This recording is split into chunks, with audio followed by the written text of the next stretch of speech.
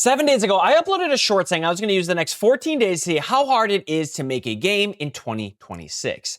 This is halfway through, so I thought it's time we check in. Also, we're just going to have to deal with that. I can't control the sun. The rules for this challenge were pretty simple. I was going to use every available resource to me to get this project done as fast as possible. That meant I would go to the Fab store and I would flip assets, I would buy animations, I would buy VFX, I would do whatever I needed to get done so we could reach the finish line. The only rule was this: I would not let AI make the game for me. I would use AI if I got stuck and I needed to search forums for some kind of question or some kind of logic I didn't know how to do, but I would not let it physically alter the code or make the game for me. That had to be me. Because my thought process was this: people don't really care how you make a video game. They care that the game is fun. And at the end of the day, that's what I wanted to do: make a game that I would find fun. So this was the premise of the game. I wanted to make a small-scale PvP game that had a high skill ceiling. Growing up, one of my favorite games was Guns Online. So my thought was, if I aim to make Guns Online, I can then have that as the foundation and start bridging out and making my own game. So the way it works right now in this game is when you spawn in, you spawn with a sword and a shotgun on the same loadout. In addition to that, you can hit number 2 and switch to your primary weapon, which is a heavy, and it's currently set to an AR. The player has the option to pick what they spawn with. So you will always spawn with a sword, but then you can pick between a shotgun, revolver, pistol, or SMG as your sidearm. In addition to that, the main weapons you can pick from are an AR, sniper, or RPG. But I didn't want it just to be another generic game where you stand there and you can just shoot your gun like that. So every heavy has to have a reason you would pull it out. If mobility is the name of the game, why would you leave the thing that gives you mobility, which is your sword and sidearm? So this was my premise for that. The AR staggers you. Not a long time, but it does stagger you, which is touching the foundation of the game because it's a high movement game. This creates a dynamic between the person on the AR and the person on the sword, because the sword player is able to block bullets with the shift key. So it comes to a timing thing. The sniper was something that I really enjoy in every single game, so my thought process was pretty simple for it.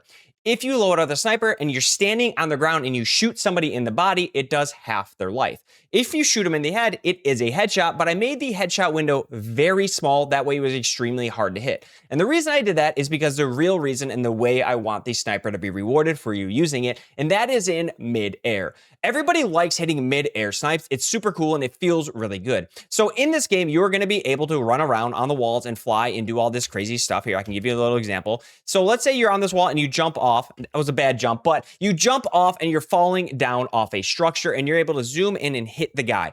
If you are mid-air and hit a snipe, it is an automatic one-shot. And that is what I mean when I say I didn't want it to be generic, and I wanted every single heavy to have a reason you would pick it and switch over to it. Now, let's talk about the backbone of this game, and that is going to be the movement. So this game is 100% based off of Guns Online. And sorry if I look a little funny on the screen, let me explain what's happening right here. So as you can see, you can dash in this game, you can jump, you can run in 8 different directions, you can run on the wall, as you've seen, you can swing your sword, you can shoot a shotgun or SMG, pistol, revolver, or whichever one you pick as your sidearm on the same loadout, and you're able to block bullets. So what the heck was I just doing a second ago when I was doing this? So if you played Guns Online, you know exactly what this is. So this was called the butterflying guns. And what it is I am jumping, dashing, swinging my sword, and blocking bullets all within a second of each other. It's a very rhythmic thing you have to do with a bunch of hotkeys. That way it is skill-based and rewarding, a high skill ceiling.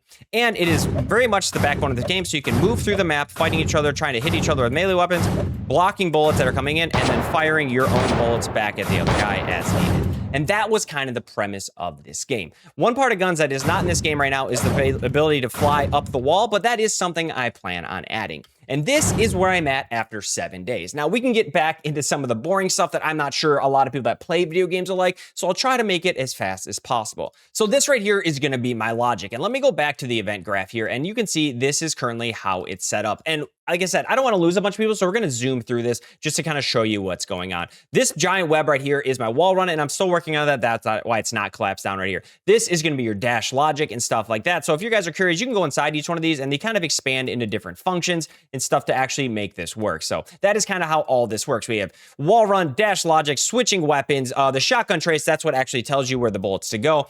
This is going to be our jump control because Unreal Engine's jump control didn't work the way I wanted it to work. This is a slide ability that isn't in the game, but but if you think I should add it, let me know. I don't mind going back and testing it again. And then there's just a bunch of different things. This is swinging, firing a gun, firing an automatic gun, just tons and tons of stuff. This big one up here is going to be a velocity bleed off that, again, didn't come standard the way I wanted it inside Unreal. And again, I don't want to lose everyone. I just wanted to show a general real quick of this is how it's set up. And then I made the game a little modular in the sense of like my health and combat component, you just add that on. And that's what this little thing is over here. So what that is how much life you have, how much life you have after getting hit, if you should have taken damage, if that bullet should have been blocked, things like that all lives inside this component. In addition to that, there's also something called the Weapon Master, which is right down here. And the way this works is this is in charge of all the weapons in the game. As you can see, there's a bunch of things here called variables that just say, hey, what kind of weapon is it? How much damage does it do? And things like that. So what I do is that I have the M4, which is actually open right here. I can just physically come in here and type like every bolt of the M4 does 40 damage or 20 damage, and this is how far it shoots, and all that kind of stuff is set right here. It's modular and easy to expand if we decide to continue to go forward,